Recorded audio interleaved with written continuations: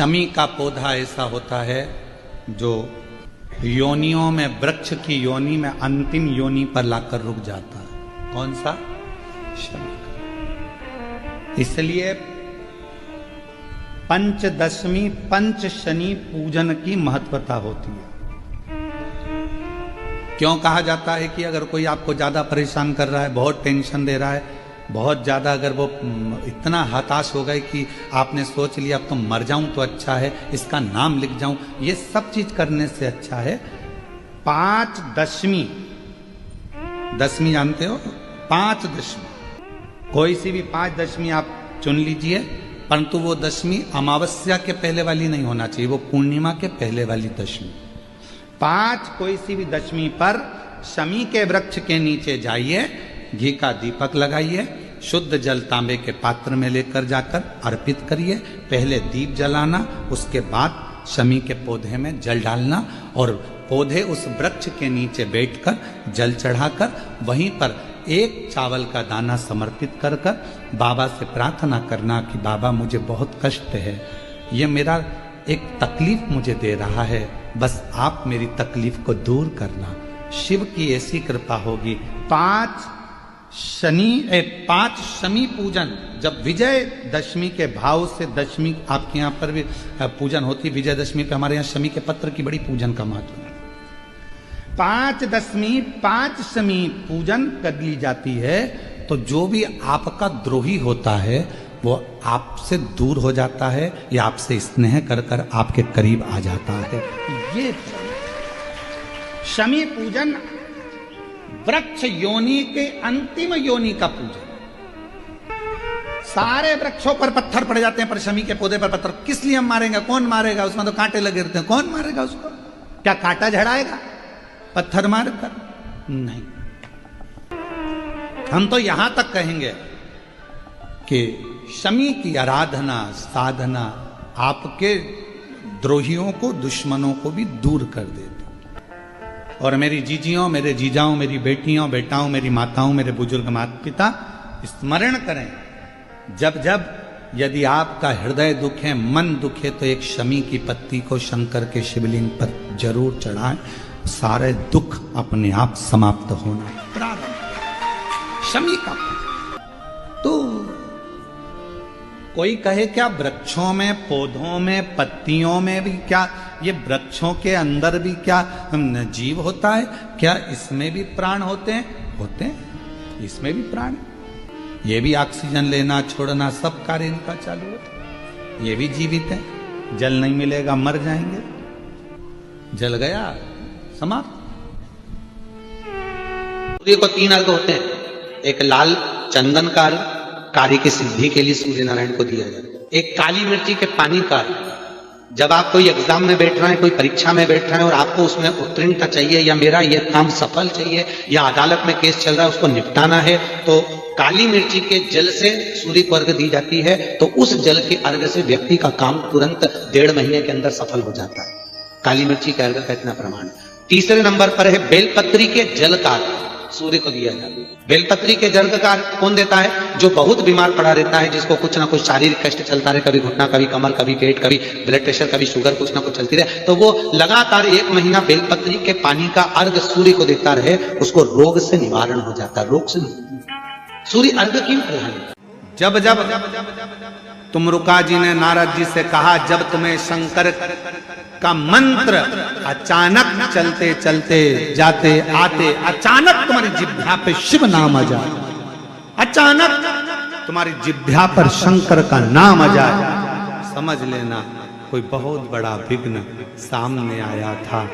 मेरा शंकर तुम्हारे सम्मुख में वाणी के रूप में, शब्द के रूप में, मंत्र के रूप में बाहर निकला और उस शंकर ने तुम्हारे दुख को काट दिया है, तुम्हारी तकलीफ को काट दिया। कितना सुंदर कहा है कि स्वप्न में भी, सपने में अगर शिवलिंग दिख रहा है समझना कोई तकलीफ थी उसको काटने के लिए आया। सपने में आप देख रहे हो कि मैं शंकर जी के मंदिर गई और वहां से सांप निकल कर आ गया, कोई बेल खड़ा था, कोई एक सुंदर सी स्त्री निकल रही थी, कोई बच्चा खेल रहा था। मैं जब मंदिर से घर लौट रही थी, मेरे पात्र हाथ में रखा हुआ था जल का, कहीं पूजन की थाली ढूंढ रही थी। स्वप्न में जब पूजन ही और शिव ही नजर आए, सौभाग्यवती स्त्री नजर आए, जब कोई वृषभ नजर आए, मान लो शिव मंदिर के बाहर स्वप्न में भी अगर सर्प भी नजर आए, शिव मंदिर के अंतर्गत पहुंची और एक प्रकाश नजर आ रहा है। स्वप्न में ऐसा लगा कि मंदिर में गई और एकदम उजाला दिखा, समझ लेना कि तुम्हारा दुख कोई बड़ा था। मेरा शंकर स्वप्न में आकर याद कर कर तुम्हें काट कर जा। दुआ चाहे वो माता पिता की हो, घर के बुजुर्गों की हो, घर के बड़ों की हो, या फिर हमारे कोई परिचित की क्यों न हो, वो दुआ हमारे जीवन में हमें सफलता जरूर देती है, हमें सुख जरूर देती है। शिव महापुराण की कथा कहती है, भगवान शंकर का पवित्र चरित्र कहता है, शिव महापुराण की कथा वर्णन करती है, जब घर से निकलो दो काम जरूर कर कर निकलो। पहला, घर में जो भगवान का मंदिर है, घर में जो भगवान का देव स्थान है, देवालय है, शिवालय है, उसको नमन करो, प्रणाम करो, विनय करो।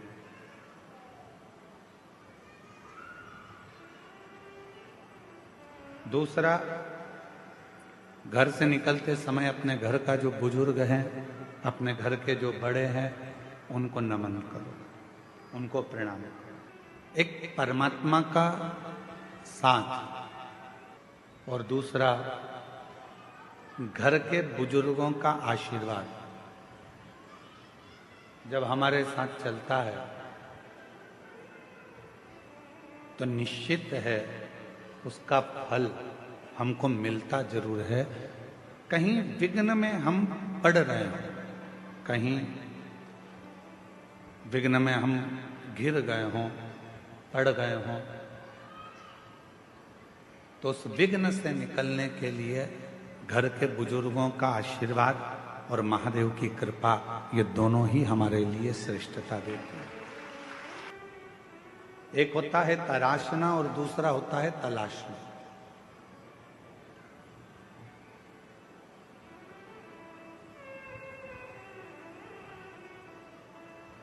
एक है तराशना और दूसरा है तलाशना।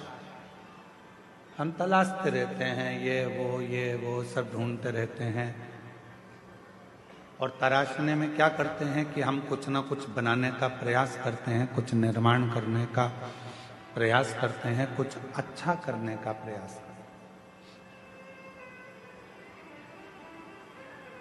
शिव कथा कहती है, भगवान शंकर का चरित्र कथा है, शिव महापुराण की कथा कहती है, तलाशना संसार में आकर हर व्यक्ति जो इस मृत्यु लोक में जन्म लेता है, पृथ्वी पर जन्म लेता है, वो कुछ ना कुछ तलाशता ही रहता है।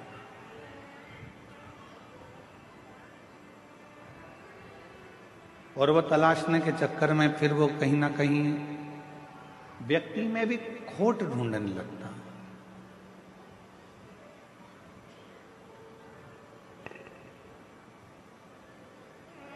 व्यक्ति में भी बुराइयां ढूंढने लगता है। क्यों? क्योंकि वो तलाश रहा है। यदि वो तलाशता नहीं और तराशने का काम करता, खुद को संवारने का, खुद को सुधारने का, खुद को श्रेष्ठ बनाने का कार्य करता, तो दुनिया में फिर कोई उसको बुरा नजर ही नहीं आता, सब श्रेष्ठ दिखते और वो अपनी जिंदगी को भी श्रेष्ठ बना बैठता, वो अपने जीवन को भी श्रेष्ठ बना। जिसने खुद को तराशा, जिसने स्वयं को श्रेष्ठ बनाने का प्रयास किया है, अपने आप को सुधारने का प्रयास किया है, वो जिंदगी में बहुत आगे बढ़ा, वो जीवन में बहुत तरक्की कर। ब्रह्मा जी ने भगवान शिव को जानने के लिए एक विशाल पर्वत को घुमाना प्रारंभ किया। विशाल पर्वत। भगवान विष्णु और ब्रह्मदेव दोनों मिलकर उस पर्वत को घुमा रहे हैं। अब किसी ने पूछा शंकर भगवान को जानने के लिए पर्वत घुमाया। हमारा निवेदन है भगवान को जानने के लिए उन्होंने पर्वत घुमाया। आपसे निवेदन है भगवान शंकर को जानने के लिए आप पर्वत मत घुमाओ, बस थोड़ा सा दिल घुमा लो, थोड़ा सा मन घुमा लो, थोड़ा सा दिल को शिव तक लेकर चले जाओ, भगवान प्राप्त हो जाएगा, शिव मिल जाएगा। शिव की प्राप्ति का केंद्र बिंदु है अपने मन को थोड़ा सा टर्न करें, थोड़ा मोड़ दीजिए।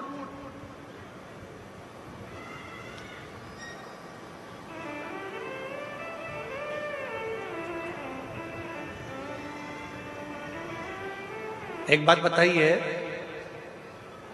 हम जायसवाल जी के घर पर रुके हैं, ठीक है, जितेंद्र जी जायसवाल जी के यहाँ रुके, वहां से सीधा सीधा सीधा अगर जिस व्यक्ति की बीमारी खत्म ही नहीं हो रही, कभी पाँव में दर्द आ गया, कभी कमर में दर्द आ गया, कभी पीठ में दर्द आ गया, कभी सिर में दर्द आ गया, कभी आंखों में तकलीफ हो गई, कभी दमा चलने लगा, सांस चलने लगी, कभी डॉक्टर को दिखाया तो थायराइड हो गया, कभी मालूम पड़ा कि मेरा कोई ब्लड कम हो गया, कोई प्लेटलेट कम हो गई, कोई कुछ हो गया, कोई कुछ हो गया, डॉक्टर को दिखाओ। हमने कल भी कथा में कहा था, परसों भी कहा था कि डॉक्टर शिव का एक रूप होता है, उसको दिखाओ। डॉक्टर जो दवाई दे कुंदकेश्वर महादेव के नाम से उसको खाओ। पर कभी अगर मौका लग जाए, तुमको ऐसा लगे कि ये शरीर का रोग तो समाप्त हो ही नहीं रहा, एक ना एक रोग चल ही रहा, ये रोग समाप्त होने का नाम ही नहीं ले रहा, समाप्त ही नहीं हो रहा, ये तो समाप्ति की ओर जा ही नहीं रहा। फिर पिपलेश्वर महादेव का नाम लेकर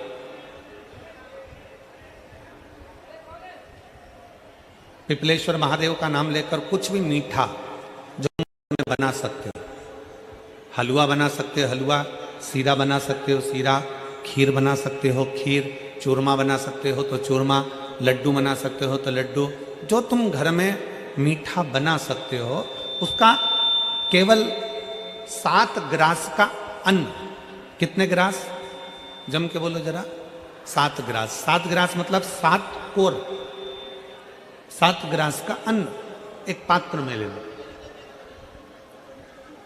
और पिपलेश्वर महादेव का नाम लेकर किसी भी शिवालय में, शंकर के मंदिर में जाकर एक बेलपत्र रखकर उस जो प्रसाद तुम बना कर ले गए हो, जो तुम भोग बना कर ले गए हो, उसका स्पर्श कर कर पिपलेश्वर महादेव का नाम लेकर शंकर को उस भोग को रखकर, बेलपत्र रखकर शिव जी को 7 बार एक ही लोटे का जल, केवल एक लोटे का जल 7 बार उत्तर की ओर मुख कर कर दक्षिण में खड़े होकर शंकर के शिवालय पर 7 बार एक ही लोटे का जल 7 बार थोड़ा थोड़ा कर कर उसको गिरा दीजिए, शिव जी के ऊपर चढ़ा दीजिए 7 बार।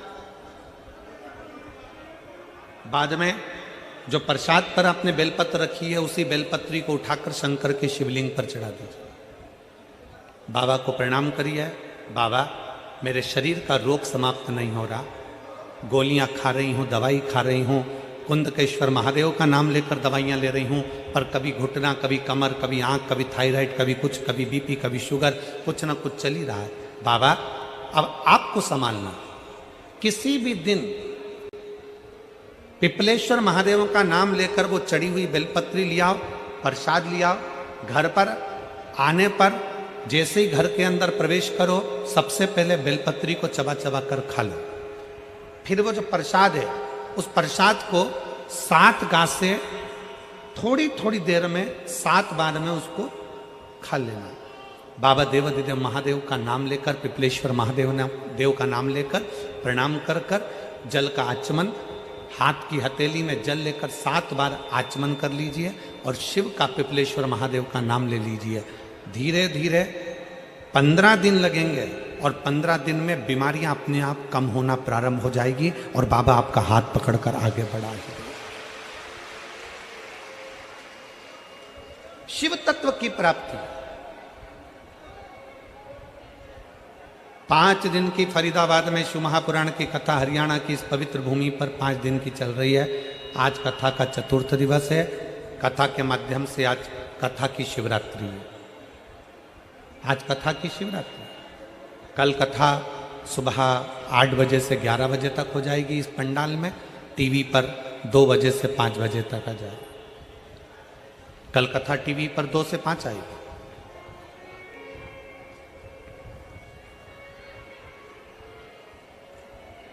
लाखों की संख्या में आप लोग आए हैं। पंडालों में जगह नहीं है। गाड़ियों के गेट खोल खोल के आप लोग बैठे हुए हो। पेड़ों की छांव में बैठे हुए हो। जहां तुम्हें जगह मिल रही है वहां बैठे हो। व्यर्थ की बातों में समय ना गवाते हुए जो 2-2.5 घंटे हमें कथा के मिले हैं, आज चतुर्थ दिवस की कथा को इतने दिल से सुन लो कि तुम अगली बार जब कथा में आओ तो तुम्हारा भी एक पत्र व्यासपीठ पर रखा हुआ मिले कि बाबा ने मेरे ऊपर कृपा कर।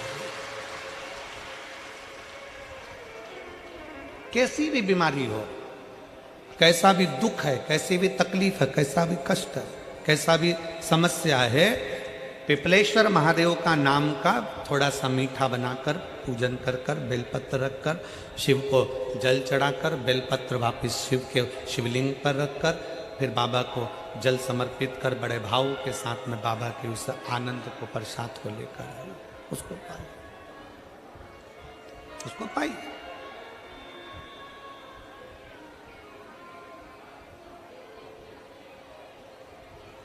पर भाव के साथ।